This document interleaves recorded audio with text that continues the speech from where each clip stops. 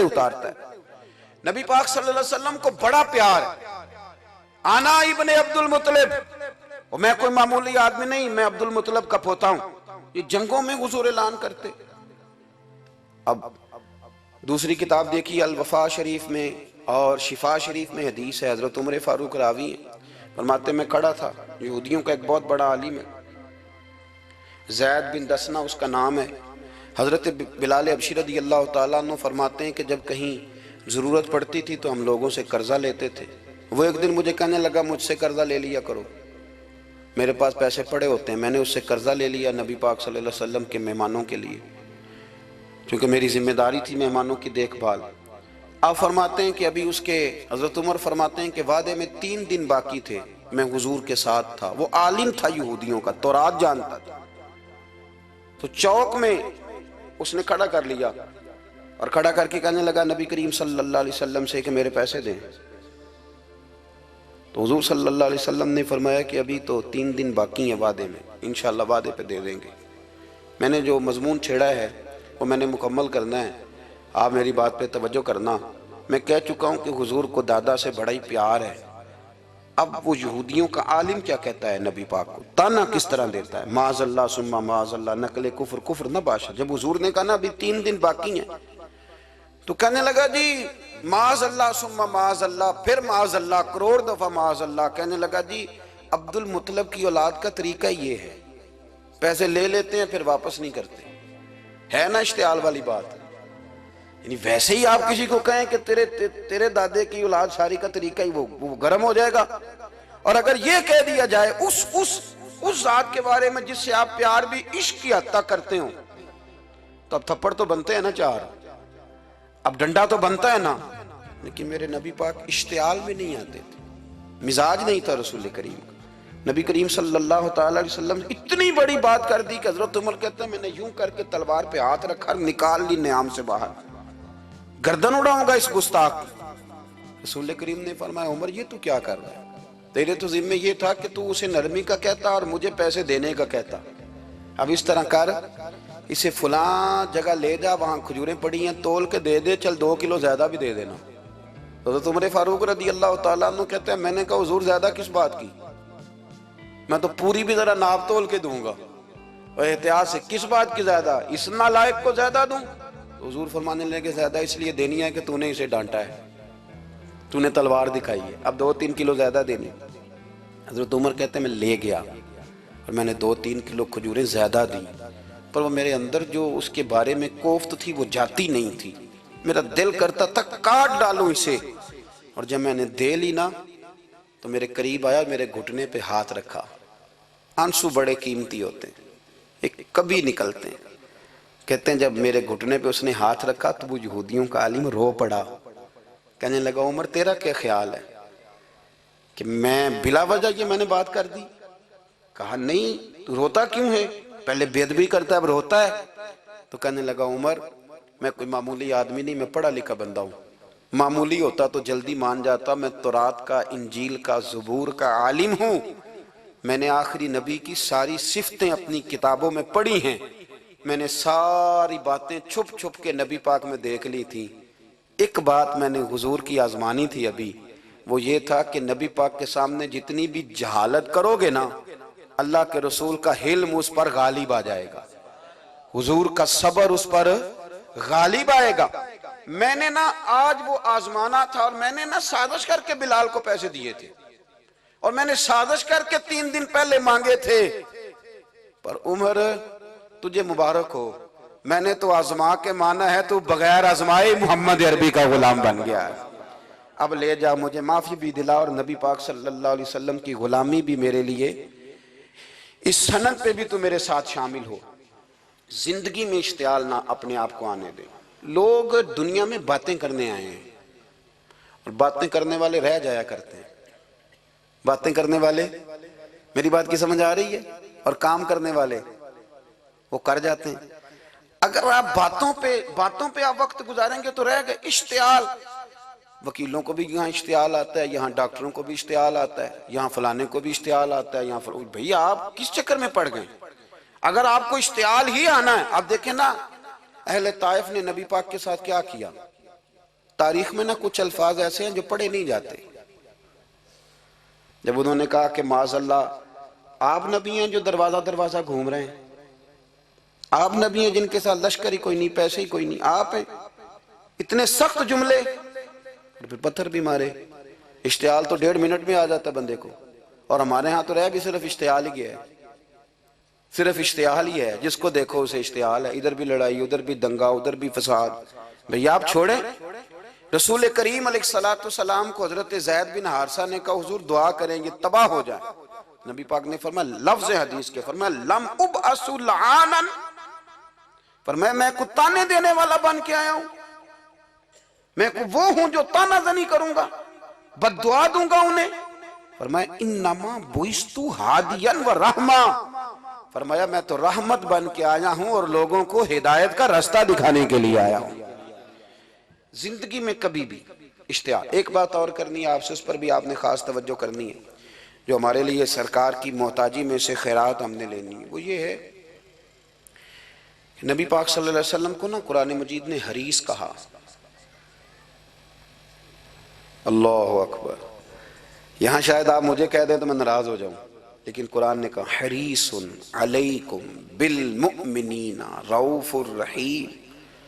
اللہ کرے کہ ہم قرآن کے الفاظ پر غور کریں. حریص علیکم، اے میرے محبوب کے غلاموں، نبی پاک صلی اللہ علیہ وسلم نا تم پر حریص ہیں، یعنی تمہاری بھلائی چاہنے میں جلدی کرتے ہیں. تمہاری بھلائی چاہنے میں، یہ ایسے الفاظ ہیں کہ اس سے بڑھ کر میں ان کا معنی نہیں کر سکتا. اگرچہ علماء تفسیر نے حریص علیکم کے کئی معنی بیان فرمائے. فرمایا محبوب کو جلدی ہے. بیٹا بھی اماں سے کہتا ہے اماں آہستہ آہستہ ہی میری ترقی ہوگی نا. اب مرید بھی پیر صاحب سے کہتا ہے حضرت صاحب ہوں میں شروع کرتے لئیے سویرے اٹھتے پہنا تے اے میں ہولی ہولی کر کے داڑھی. مجھے تو خیر بہت سارے کہتے ہیں، اس لیے ایک میرے سنگی ہیں اللہ تعالیٰ انہیں جزائے خیر دے، وہ جنوبی پنجاب سے ہیں تو وہ سرائکی ہیں. اب ہمیں اللہ نے یہ اعزاز دیا ہوتا ہے کہ ہمارے پاس ہر زبان کا بندہ ہوتا ہے، اس لیے کئی دفعہ اپنی زبان بھی گڈ مڈ ہو جاتی ہے، کیونکہ سب سے بات کرنی ہوتی ہے نا جی. تو مجھے کہنے لگے ایک دن فون کر کے پیر صاحب مبارک ہوئے. میں نے کہا جی خیر مبارک، کیا ہوا؟ کہنے میں ان چھوٹی چھوٹی داڑھی رکھ لئی اللہ دے فضل نہ. میں کہا چلو میں تیری مبارک قبول کرتی تو مہربانی کری انہوں کھاد شاد باندھا رہی تاکہ تھوڑی بڑی بھی ہو ہی جائے کہ مبارک ہوئے. میں چھوٹی چھوٹی، میں کہا چلو اللہ کریم خیر کرے گا بڑی بھی ہو جائے. حالانکہ داڑھی کا کوئی وزن ہی نہیں ہوتا، کیا ہوتا ہے نہ چھوٹی کا نہ بڑی کا. اللہ سمجھنے کی توفیق عطا فرمائے. باہر کیا جو بات عرض کرنی ہے اس کی طرف آتا ہوں آپ حضرات سے. حریص علیکم، بھئی ہر بندہ کہتا ہے میں آہستہ آہستہ چلوں گا، لیکن نبی پاک صلی اللہ تعالیٰ علیہ وسلم نے شوق رکھتے میری امت کو جلدی سے خیر ملے، جلدی سے. آپ دیکھیں نا ہم نے نا اصل میں سنی تقریریں، سنانے والوں نے سنا دیں بس وہ ٹھیک ہے ایک نظام ہے، لیکن کبھی کبھی نا ہم الجھ جاتے ہیں، اڑ جاتے ہیں کہ یار ایسے بھی ہوتا ہے.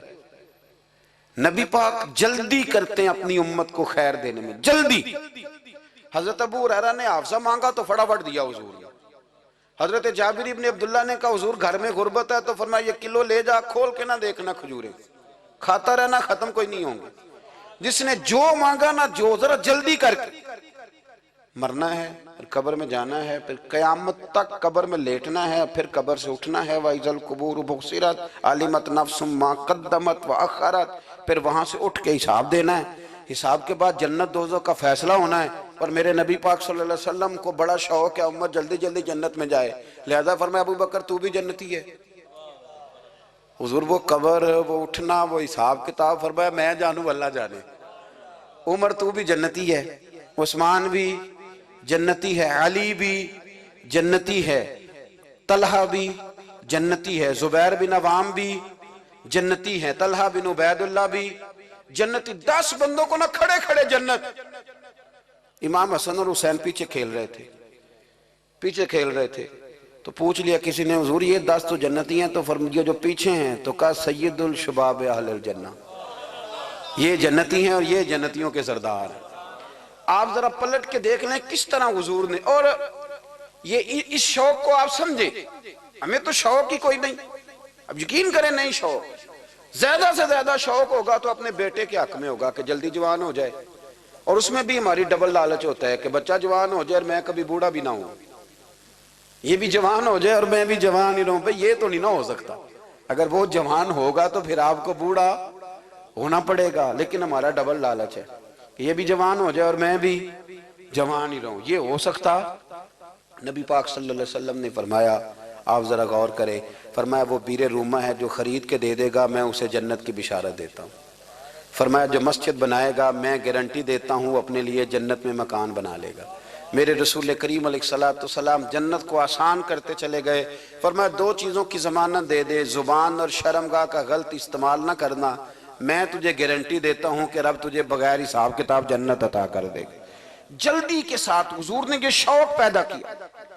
ہمارے ہاں نا ہر معاملے میں تیزی ہے، امیر راتوں رات ہونا ہے، حسین راتوں رات ہونا ہے، اور بادشاہ بھی نیک ذرا آہستہ آہستہ ہو کے کرنا ہے، آہستہ آہستہ آہستہ آہستہ۔ اور تو ہر ویلے مسیطے بہ رہے ہیں تے اور کتے بھئی جی، بھئی مسجد اللہ کا گھر ہے، تیرے گھر بیٹھتے تو دو تین دن زیادہ بیٹھتے، تو نے کہنا تھا کوئی اور کام بھی کریا کر، اللہ کے گھر بیٹھے ہیں تو یہاں بھی تجھے اعتراض ہے، کدھر جا کے بیٹھے، کدھر بیٹھے جا کے؟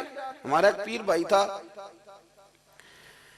اللہ اکبر، تو حضرت صاحب کے پاس آ کے نا کسی نے شکایت لگائی اس کی کہ اس کے گھر والے کہتے ہیں تیار والے پیران کو لے بیٹھا رہنا ہے، تو سب آس پہ فرمان لگے ایک باری پھر گل کری، کہتا جو کہتے ہیں ہر وقت پیروں کے پاس بیٹھ رہتا، فرمایا یار بڑا مزہ ہے، ایک باری پھر کری۔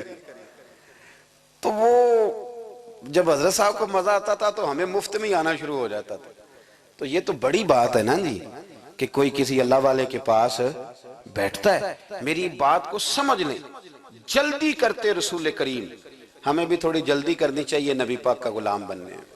صحابہ نے بڑی جلدی کی، آپ یقین کریں ایک منٹ بھی دائیں بائیں نہیں، بس آج حکم آیا، آج ختم، آج ہی عمل ہوگا، کل پرسوں کی بات کوئی نہیں۔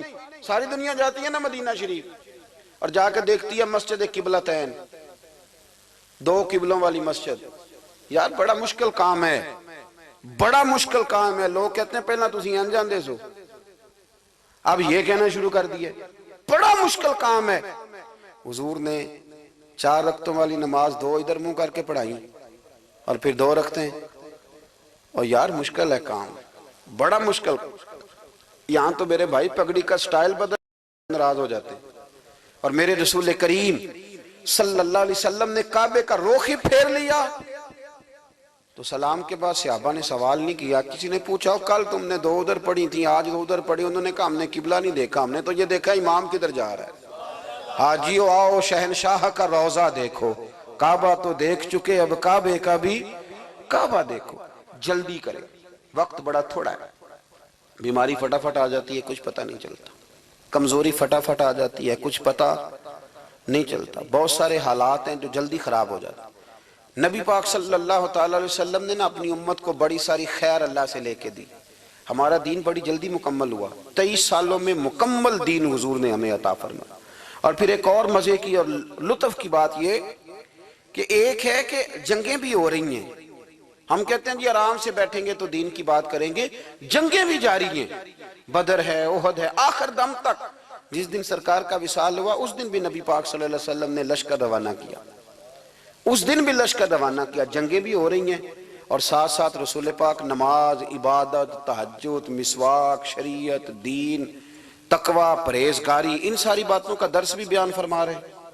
ہم کہتے ہیں جی وہ فلانے حالات ٹھیک ہو جائیں گے کاروباری تو پھر میں مسجد ہوں، بھئی حالت جنگ میں بھی جنگ بھی چلتی رہتی تھی، تہجد بھی چلتی رہتی تھی، وہاں یہ حال تھا کہ وہاں پریشانی بھی چلتی رہتی تھی اور درود و سلام بھی چلتا رہتا تھا۔ میرے رسول کریم صلی اللہ علیہ وسلم کے غلاموں، اپنے زندگی میں ناکام وہ لوگ وہ جنہوں نے وقت ضائع کیا، وقت نہیں ضائع کرے۔ ایک تاجر تھا تو ملک شام جاتا تھا اکثر تجارت کرنے کے لیے، مال کما کے لاتا، غریبوں کی بھی مدد کرتا، مدارس کی، مساجد کی، سب جگہ جہاں دین کی ضرورت ہوتی پہنچتا۔ ایک بغداد میں اور درویش بھی گزرے جن کا نام شیخ حماد ہے، وہ بھی بڑے درویش تھے۔ وہ تاجر شیخ حماد کے پاس گیا، کہنے لگا میرے لیے دعا کر دے، میں جا رہا ہوں سفر کے لیے۔ تو انہوں نے کہا میں صبح بتاؤں گا۔ استخارہ کیا، صبح کہنے لگے نہ جانا، تیرا مال بھی لٹ جائے گا اور تو قتل بھی ہو جائے گا۔ وہ بڑا پریشان ہوا، حضور غوث پاک کے پاس گیا، کہنے لگا حضور وہاں بھی میں نے کہلا بھیج دیا ہے، سامان میرا پڑا ہے، جاؤں گا نہیں، پیمنٹ نہیں کروں گا، ملے گا نہیں تو خسارہ ہو جائے گا، مہربانی فرمائے۔ غوث پاک نے مراقبہ کیا، فرمایا تو جا، اللہ خیر کرے گا، تو جا، اللہ خیر کرے گا۔ مرید کا عمل کے یقین، پیر کا عمل کے یقین، چلیں آپ فیصلہ کر لیں تو میں آگے بڑھتا ہوں۔ حضرت غوث اعظم رضی اللہ تعالیٰ عنہ نے مرید سے کہا تو جا اور اللہ خیر کرے گا۔ وہ گیا، کہتے میں نے پیمنٹ کی، مال لیا، واپس آیا، گھوڑوں کا سفر تھا، رستے میں رات کو ایک جگہ سویا، خواب دیکھتا ہوں، خواب میں ڈاکو آ گئے، انہوں نے پہلے مال لوٹا پھر مجھے قتل کیا، اور جب میرے گردن پر انہوں نے خنجر چلائی، خواب دیکھ رہا ہوں تو میری فٹافٹ آنکھ کھل گئی، اور جب میری آنکھ کھلی تو میں اسی وقت ہی رخت سفر باندھا، سر پٹ گھوڑے دڑائے، کچھ رات کو کچھ دن کو، سویرے بغداد پہنچ گیا۔ کہتے خیال تھا کہ پہلے غوث پاک کے پاس جاؤں گا، لیکن پہلے شیخ حماد سے ملاقات ہوگی۔ میرا چہرہ دیکھا، پریشان تو دیکھ کے مسکرائے، فرمانے لگے بھی تیرا پیر بڑا شاندار ہے، تیرا پیر بڑا شاندار ہے۔ وہ کام جو حقیقت میں ہونا تھا نا، حقیقت میں انہوں نے دعا کی ہے تو رب کریم نے اسے خواب بنا دیا ہے، ان کی دعا کی برکت سے اللہ نے اسے۔ اب میں بات مضبوط کرنا چاہتا ہوں تو میں ایک حدیث پاک بھی پڑھ دوں۔ لوگ کہیں گے جی مرنے والا بھی بچ جاتا ہے، عمر بھی بڑھ جاتی ہے، مشکات کی حدیث ہے، ترمذی میں بھی موجود ہے۔ نبی پاک صلی اللہ علیہ وسلم نے فرمایا ہے اگر تم چاہتے ہو رزق بھی بڑھ جائے، عمر بھی لمبی ہو جائے، تو اپنے رشتہ داروں سے اچھا سلوک کرو۔ اس کا مطلب ہے کہ عمر بڑھ جاتی ہے، موت کچھ وقت کے لیے ٹل بھی جاتی ہے، اور ہمیں یہ حکم دیا گیا ہے کہ تمہارے لیے نبی پاک کی زندگی میں بڑا بہترین نمونہ ہے، صرف نمونہ نہیں، اسوۃ حسنہ، بہترین نمونہ، حسین و جمیل نمونہ ہے حضور کی زندگی میں۔ نبی کریم سید عالم صلی اللہ تعالیٰ علیہ وسلم کا محتاج ہے سارا جہان، چلے نہ ایمان دو قدم بھی اگر تیرا ہم سفر نہ ٹھہرے، اور تیرا حوالہ دیا نہ جائے تو زندگی معتبر نہ ٹھہرے۔ ساری دنیا جناب رسالت مآب صلی اللہ علیہ وسلم کی محتاج ہے۔ آپ اس بات کو سمجھ لیں کہ بڑے ذوق سے، شوق سے، اور ممکن ہے دیانتداری سے بھی کوئی کہہ دے لا الہ الا اللہ، لا الہ الا اللہ، تو وہ مومن نہیں ہو سکتا جب تک کہ محمد رسول اللہ نہیں کہہ دیتا۔ اللہ کریم نے ایک اصول بیان کر دیا ہے کہ اب ایمان ذات رسالت مآب صلی اللہ علیہ وسلم کی لائی ہوئی چیزوں کو ماننے کا نام ہے۔ جس آدمی کو پتہ ہوتا ہے نا کہ یہ میرا آفیسر ہے اور میں اس کے ماتحت چل کے میں نے وقت گزارنا ہے، تو وہ کئی جتن کرتا ہے اس کو راضی کرنے کی۔ اس کا محتاج جو ہے اس کی کوشش ہوتی ہے کہ وہ اس سے راضی رہے، کوئی ایسی بات نہ ہو جائے جس سے وہ ناراض ہو جائے۔ جس آدمی کو پتہ ہوتا ہے کہ میں نے اس سے سودا خریدنا ہے، یہ نہیں دے گا تو میری دکان نہیں چلے گی، تو وہ بھی کوشش کرتا ہے۔ ہماری اکثر شادیاں سیاسی ماحول بن جاتی ہیں، ہمارے اکثر افطار کے پروگرام سیاسی، ہم انہی لوگوں کو بلاتے ہیں جن سے ہمارا لین دین وابستہ ہوتا ہے، ہماری ضروریات زندگی وابستہ ہوتی ہیں۔ صرف ایک فکر آپ کی خدمت میں عرض کرنا چاہ رہا ہوں، آپ اس پہلو کو ضرور سمجھ لیں کہ عام دنیا داری میں انسان جس کا محتاج ہوتا ہے اس کے لیے بڑے جتن کرتا ہے، اس کے لیے بڑی کوششیں کرتا ہے، تو اگر دنیا داری کے لیے جہاں آپ اتنی کوشش کرتے ہیں تو جن کے آپ ایمان کے لیے بھی محتاج ہیں، ایقان کے لیے بھی محتاج ہیں، اچھی زندگی کے لیے بھی محتاج ہیں، اور جنت میں جانے کے لیے بھی محتاج ہیں، ان کے لیے کس قدر زیادہ کوشش کرنی چاہیے، کس طرح کا رویہ اختیار کرنا چاہیے۔ آپ اگر صحابہ کرام علیہم رضوان کی زندگی کو دیکھیں تو انہوں نے نا موقوف کر دیا ہر چیز کو۔ ہمارے ہاں ایک لفظ بولا جاتا ہے انشراح صدر، اس کا مطلب ہوتا ہے سینہ کھل جانا۔ کچھ لوگوں کے سینے کھلتے نہیں ساری زندگی، سینے بند رہتے ہیں، کوئی چیز اندر داخل نہیں ہوتی۔ دریا بھی قریب بہہ رہا ہو تو وہ بیچارے خشک کے خشک رہ جاتے ہیں۔ کچھ لوگوں کو اللہ انشراح صدر عطا کرتا ہے، انہیں سمجھ آ جاتی ہے کہ میرا نا علاج کیا ہے۔ یہ بتائیے کہ مریض بہت زیادہ خطرناک کون سا ہوتا ہے؟ جس کے مرض کی تشخیص نہیں ہوتی، جسے یہ پتہ نہیں چلتا کہ میرا مرض کیا ہے اور میرا طبیب کیا ہے اور میں نے دوائی کون سی کھانی۔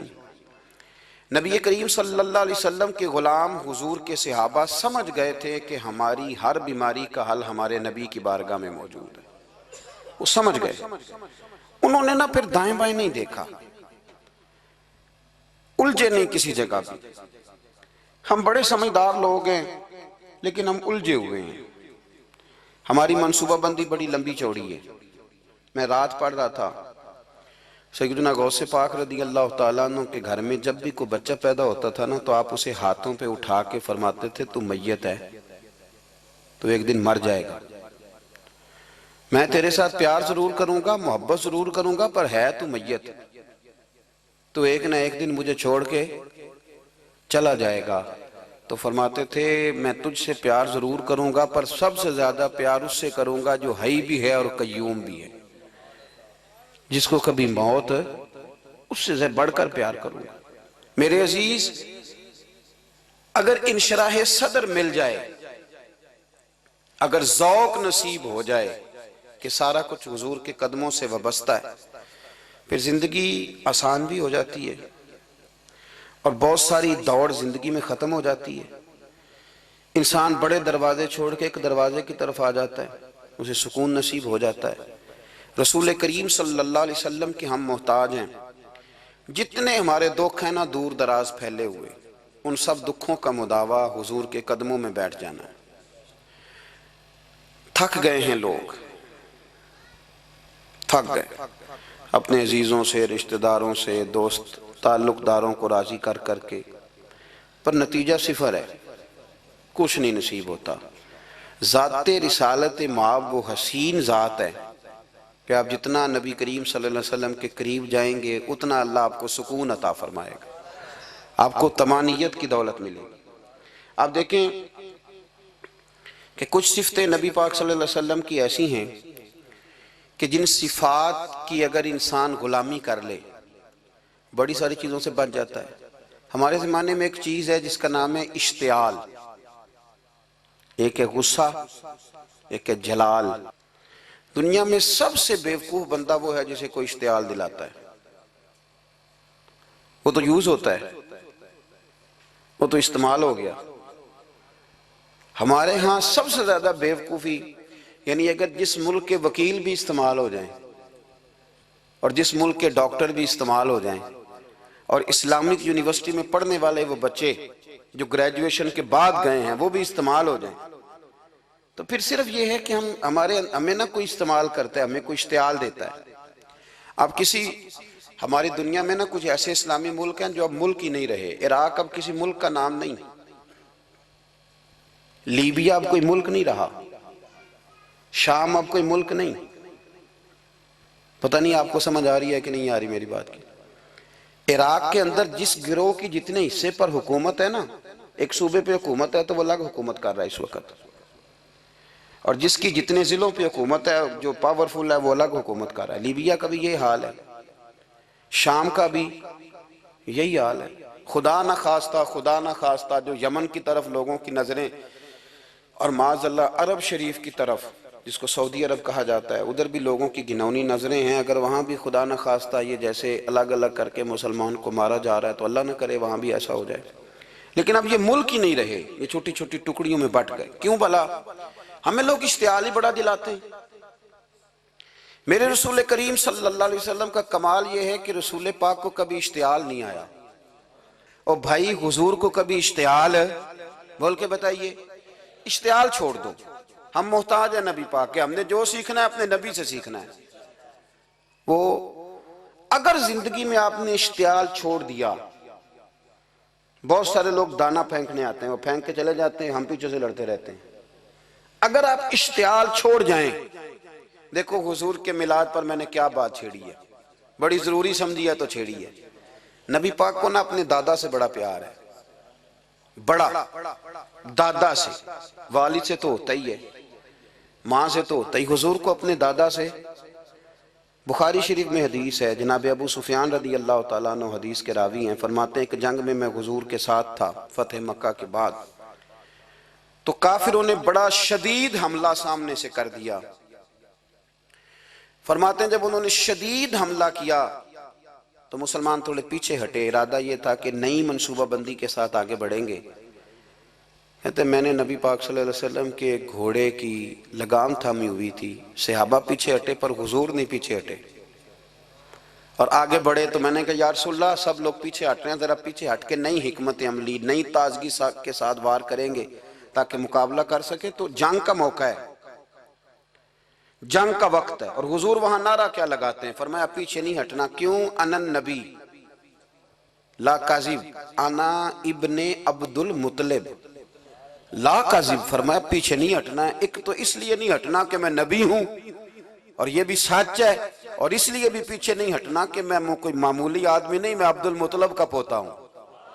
اب پیچھے ہٹنا، کتنی دلچسپی ہے اپنے دادا کے ساتھ، کتنا پیار ہے۔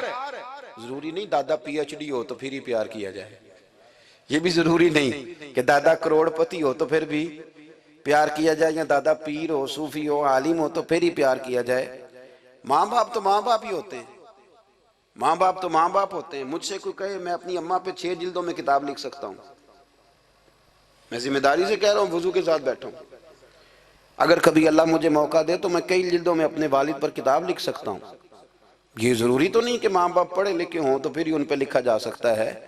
ماں اگر اپلے بھی تھاپتی ہو نا، اسے الف با تا سا نہ بھی دیکھ کے پڑھنا آتا ہو تو بیٹے سے پیار کتنا کرنا ہے یہ اسے آتا ہوتا ہے، یہ اللہ اسے دیکھ کے بھیجتا ہے، اس کے لیے کسی پی ایچ ڈی کی ضرورت یہ اسے پتا ہوتا ہے، یہ اللہ تعالیٰ اس کے سینے میں خاتون یہ چاہتی ہے کہ اس کا شوہر اس کا کچھ نہ کچھ خیال رکھنے والا ہی ہونا چاہیے۔ خامد یہ تمنا کرتا ہے کہ میری بیوی میری خدمت گزار ہی ہونا چاہیے، تو یہ ساری چیزیں اس وقت معاشرے کے اندر پیدا ہوتی ہیں جب انسانوں کا انسانوں کے لیے پیار بڑھ جاتا ہے، جب وہ بہت ساری چیزوں کو درگزر کرنے لگتے ہیں، جب وہ خود محبت کو فروغ دیتے ہیں۔ قرآن مجید فرقان حمید نے ارشاد فرمایا کہ انما المؤمنون اخوہ۔ سورہ حجرات کے اندر اللہ فرماتے ہیں کہ یہ جو مومن ہے نا یہ آپس میں بھائی بھائی ہیں۔ کتنا وسیع قرآن پاک نے اس عنوان کو کر دیا، کتنا زیادہ وسیع کر دیا، برادری کی، رنگ کی، قبیلے کی، علاقے کی ساری قید سے نکال کر فرما دیا کہ جس نے جہاں بیٹھ کے بھی نبی پاک علیہ السلام کا کلمہ پڑھا ہے وہ تمہارا بھائی بن گیا، جہاں بیٹھ کے بھی۔ اقبال کہنے لگے بازو تیرا توحید کی قوت سے قوی ہے اور اسلام تیرا دیس ہے، اس لیے کہ تو مصطفی ہے۔ جب لوگ قدورتیں پالنے لگ جاتے ہیں نا، نفرتیں، حسد، بغض، عداوت، کینہ پروری، تو ٹھنڈی جگہ پر بھی بیٹھ کے وہ سکون نہیں پاتے، اس لیے کہ ساتھ والے کو دیکھ کے جب 100 دفعہ گھورنا ہے اور جب آنے والے کا وجود برداشت ہی نہیں ہونا، اور جب انسان نے محسوس کرنا ہے کہ یہ بندہ آ گیا تو یہ کرب ہے۔ میرا کبھی کبھی دل کرتا ہے کہ دوستوں سے یہ پوچھوں کہ گرمی کا موسم آ جائے وہ زیادہ تنگ کرتا ہے کہ کوئی مخالف دوست آ کے بیٹھ جائے وہ زیادہ تنگ کرتا ہے؟ زیادہ دعا کیا ہوتی ہے کہ یا اللہ موسم ٹھنڈا کر دے، کہ یا اللہ یہ بندہ چلا جائے؟ میرا خیال یہ ہے کہ بعض لوگوں پر سخت بوجھ بن جاتے ہیں۔ تیزی سے فروغ ہوا ہے عداوت کا، نفرت کا، اور ہماری نفرتوں کی جو وجوہات ہیں ان میں بڑی وجہ یہ ہے کہ یہ بندہ میری طبیعت کا نہیں، مجھے صرف وہ بندہ درکار ہے جو میری مزاج کے مطابق چلے، ہاتھ باندھ کے میرے پیچھے چلے۔ رسول کریم صلی اللہ تعالی علیہ وسلم دوسروں کے مزاج کا لحاظ کرتے تھے، دوسروں کے مزاج کا پاس فرماتے تھے، خیال کرتے تھے نبی کریم صلی اللہ علیہ وسلم۔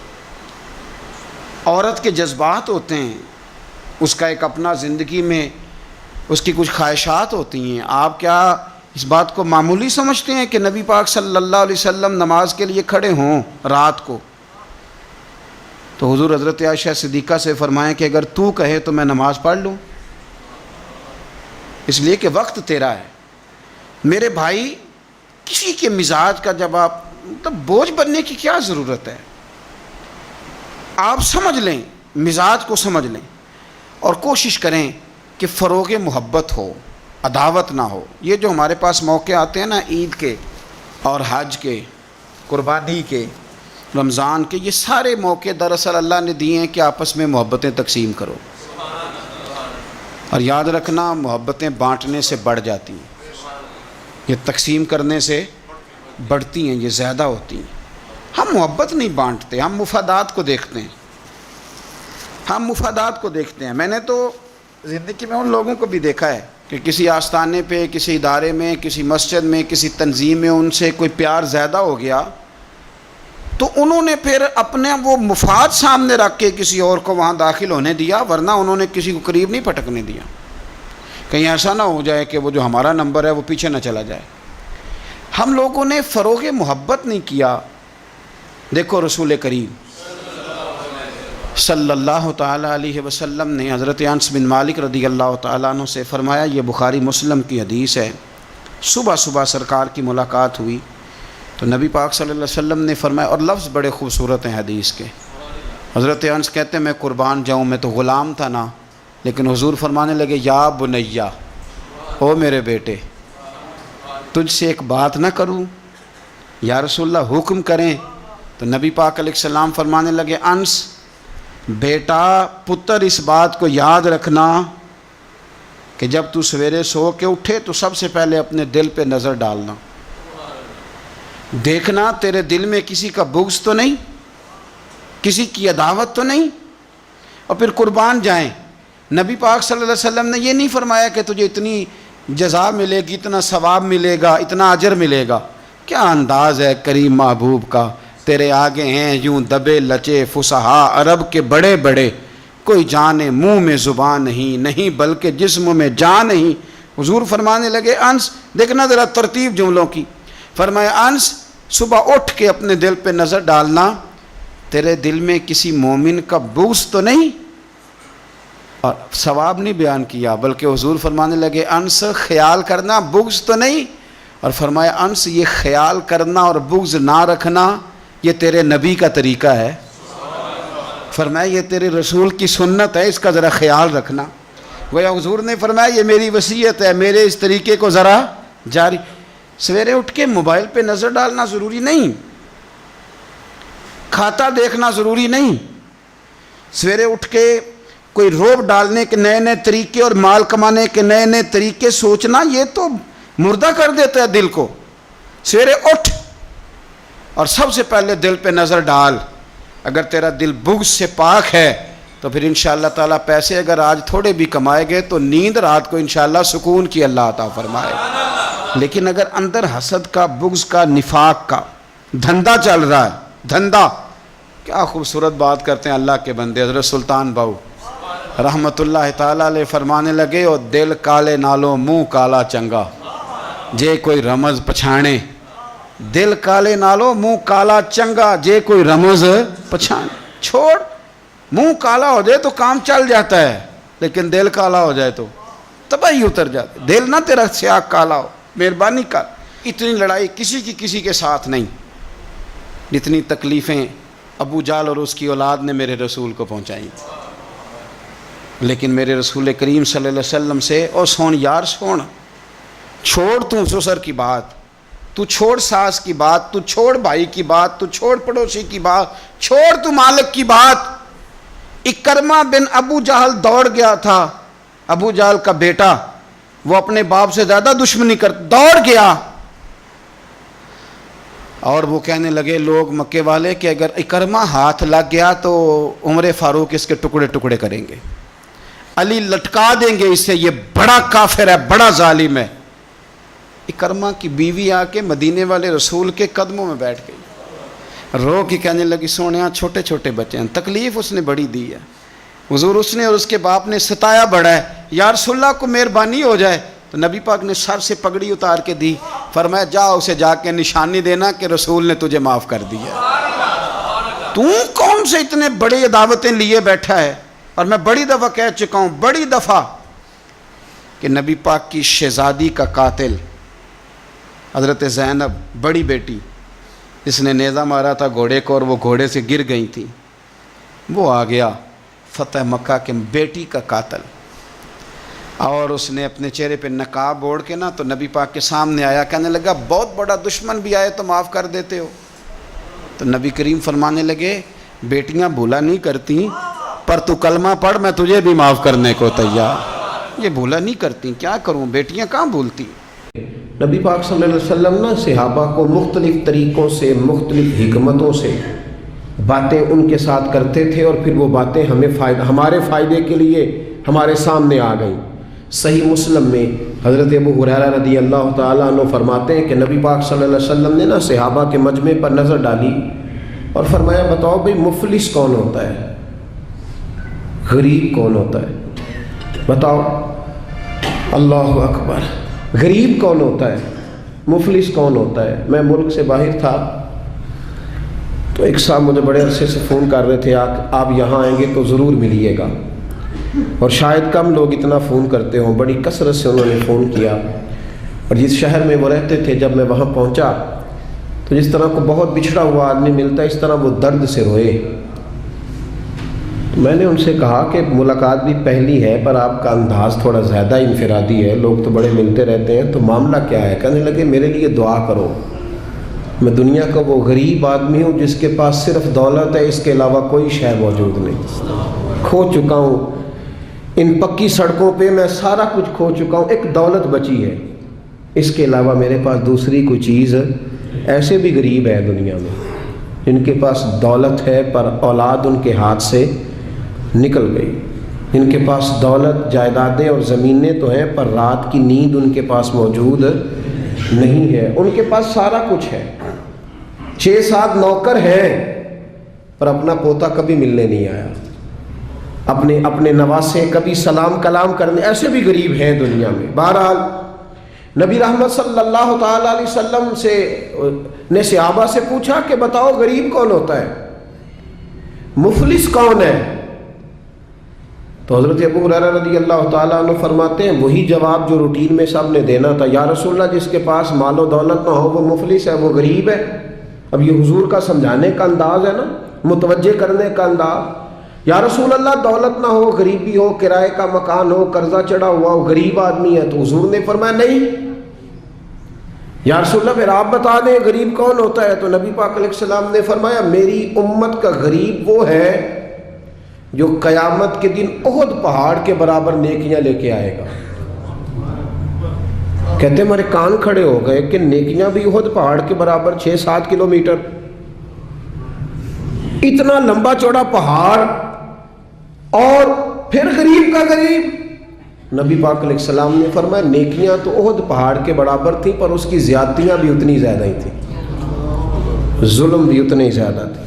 جب احد پہاڑ کے برابر نیکیاں رکھی جائیں گی نا تو وہ سارے لوگ آ جائیں گے جن کو گالی دیتا تھا، جن کو گھورتا تھا، جن کو غصے میں تھپڑ مارتا تھا، اپنے آپ کو جلال والا کہہ کے جن کی عزتیں اتار دیتا تھا، جن کو چھوٹا سمجھ کے حقارت کی نظر سے ٹھکرا دیتا تھا، وہ سب آ جائیں گے.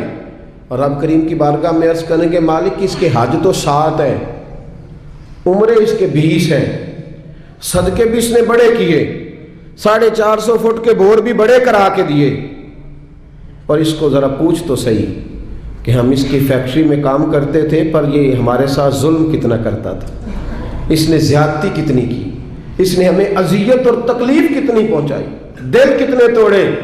تو میرے رسول کریم صلی اللہ تعالیٰ علیہ وسلم فرماتے ہیں رب کریم اس کی نیکیاں دینی شروع فرما دے گا.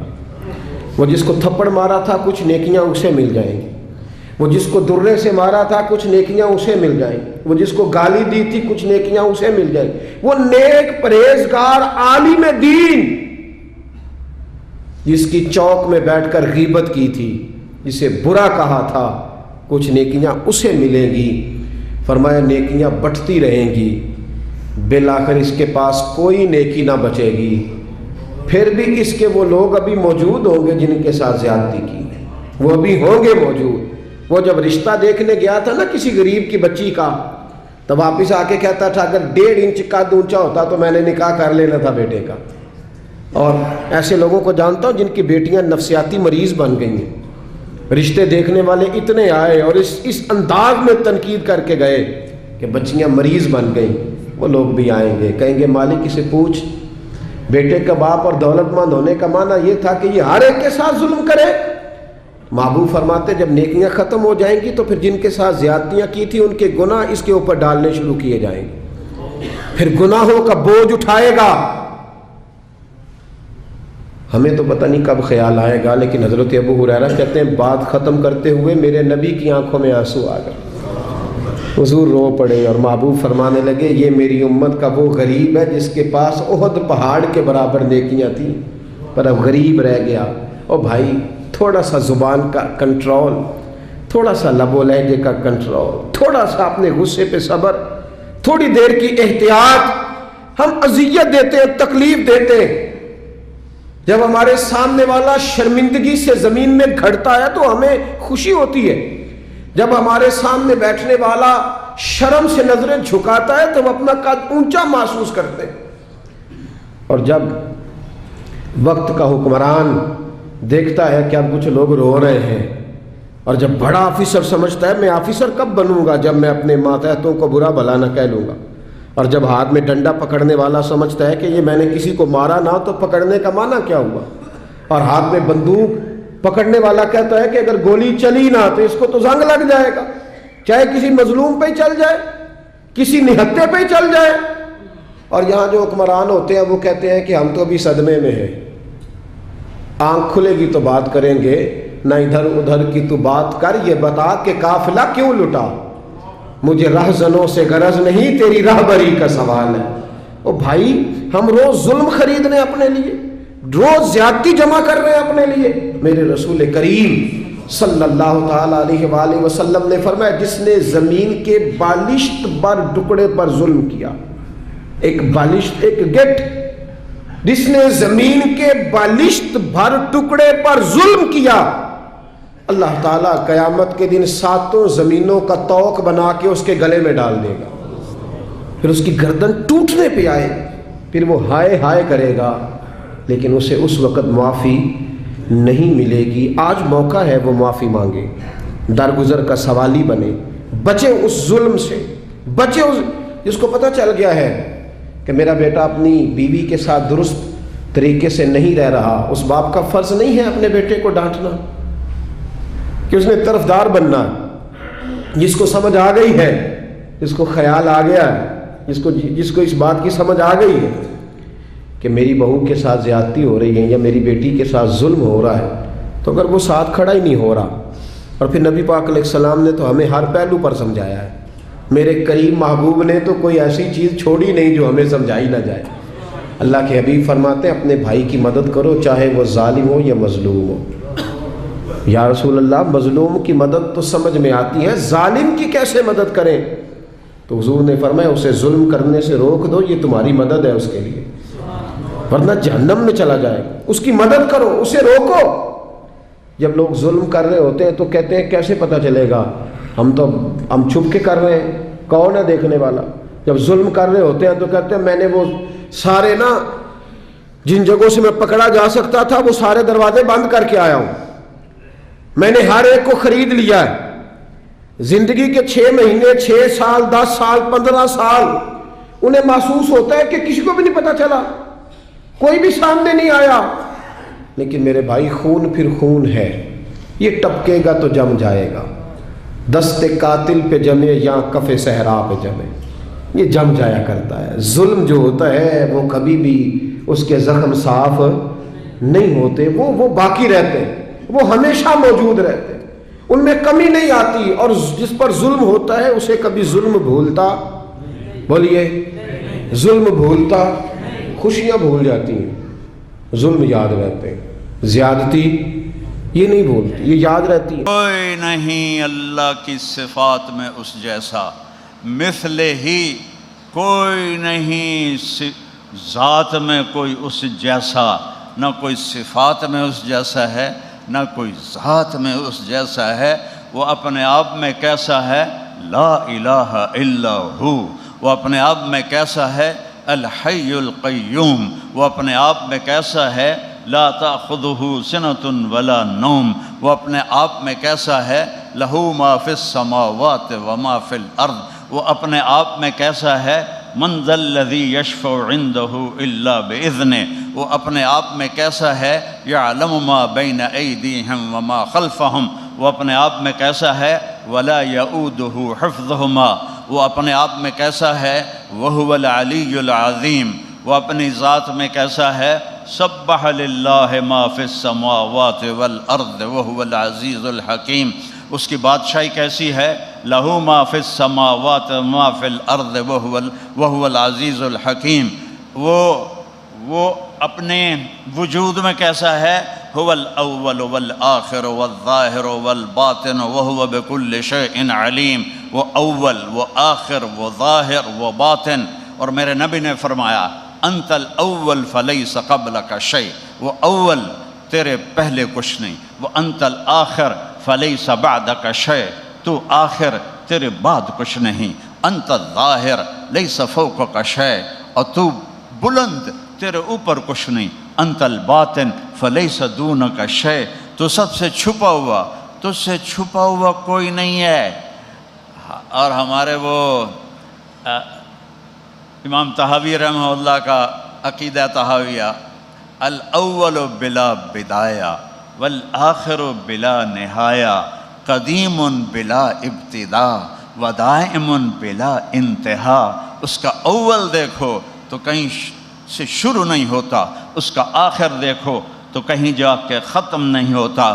لہو ما فی السماوات وما فی الارض وما بینہما وما تحت الثری۔ زمین، آسمان، فوق، تحت، ادھر دیکھو تو اللہ کی قدرت، پیچھے دیکھو تو اللہ کی قدرت، ادھر دیکھو تو اللہ کی قدرت، ادھر دیکھو تو اللہ کی قدرت، بلند و بالا آسمان دیکھو تو اللہ اللہ پکارتا ہے۔ سورج کو دیکھو تو ایک ایک اس کی شعاع اللہ اللہ پکارتی ہے۔ چاند کی کرنوں کو دیکھو تو ایک ایک کرن اللہ اللہ پکارتی ہے۔ تاروں کی جھلملاہٹ کو دیکھو تو ایک ایک تارے کا جھلملانا اللہ اللہ پکارتا ہے۔ بارش کے قطروں کو دیکھو تو ایک ایک قطرہ اللہ اللہ پکارتا ہے۔ بادل کی گرج کو سنو تو وہ بھی اللہ اللہ پکارتا ہے۔ بجلی کی کڑک سنو تو وہ بھی اللہ اللہ پکارتی ہے۔ بلبل کا نواں سنو تو وہ بھی اللہ اللہ پکارتی ہے۔ چڑیا کی چہچہاہٹ سنو تو وہ بھی اللہ اللہ پکارتی ہے۔ سانپ کی پھنکار میں بھی اللہ اللہ کی آواز ہے۔ عقاب کی پرواز میں بھی اللہ اللہ کی پرواز ہے۔ تھنوں کے دودھ میں بھی اللہ اللہ کی پکار ہے۔ ایک ایک قطرے میں اللہ اللہ کی پکار ہے۔ ایک ایک دانے میں اللہ اللہ کی پکار ہے۔ فالق الحب والنوا، گٹھلی دانے کا پھاڑنے والا۔ امن خلق السماوات والارض وانزل لكم من السماء ماء فانبتنا به حدائق ذات بہجہ۔ ہے چل کہتا الہم اللہ نہیں، الہم اللہ نہیں، امن خلق السماوات والارض۔ کوئی بہت متکبر بول رہا ہے۔ امن خلق السماوات والارض وانزل لكم من السماء ماء فانبتنا به حدائق ذات بہجہ ما كان لكم